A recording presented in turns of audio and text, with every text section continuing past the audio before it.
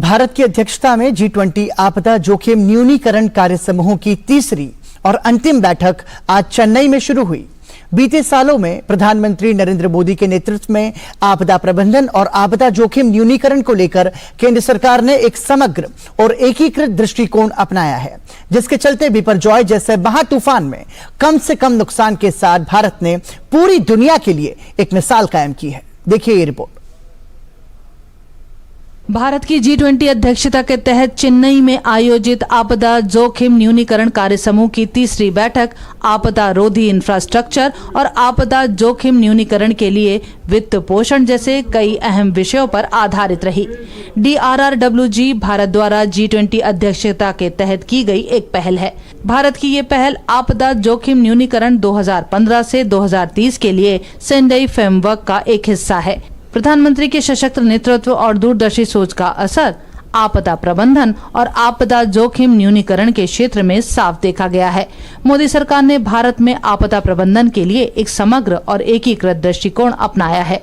जहां पहले की सरकारों की अप्रोच आपदा के बाद राहत की होती थी, वहीं आज अप्रोच आपदा से पहले की तैयारियों से लेकर जीरो कैजुअलिटी की है।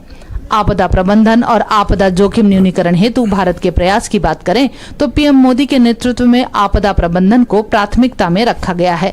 आइए एक नजर डालते हैं आपदा प्रबंधन और आपदा जोखिम न्यूनीकरण को लेकर भारत के प्रयासों पर। आपदा निधि वितरण के तहत पिछले 9 सालों में आपदा प्रबंधन के लिए आवंटित राशि में 3 गुने की वृद्धि की गई है। आज एनडीआरएफ की टीमें 28 शहरों में रीजनल रिस्पांस सेंटर के रूप में काम कर रही हैं।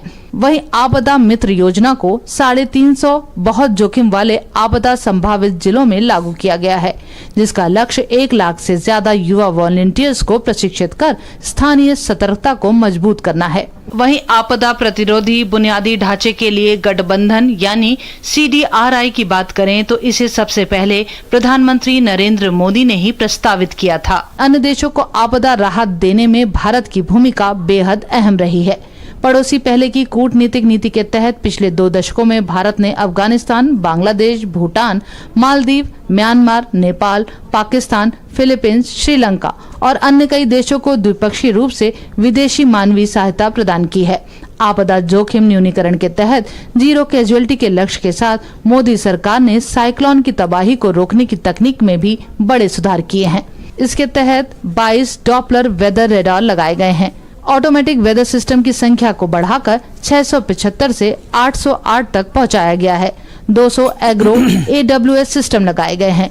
2014 से पहले ऐसा एक भी सिस्टम नहीं था। 13 नए अपर एयर ऑब्जर्वेशन सिस्टम लगाए गए हैं। एयरपोर्ट पर डिजिटल करंट वेदर सिस्टम को भी 29 से बढ़ाकर 69 किया गया है। वेदर फोरकास्टिंग सिस्टम को स्टेट ऑफ आर्ट बनाया गया है। इसके साथ ही देश में आपदा जोखिम में कमी को लेकर प्रधानमंत्री नरेंद्र मोदी के 10 सूत्रीय एजेंडे की भी बड़ी भूमिका रही है, जिसके चलते आपदा के पहले की गई तैयारियों का असर तूफान बिपरजॉय के दौरान देखने को मिला, जब जान माल का कम से कम नुकसान हुआ। Bureau report, DD news.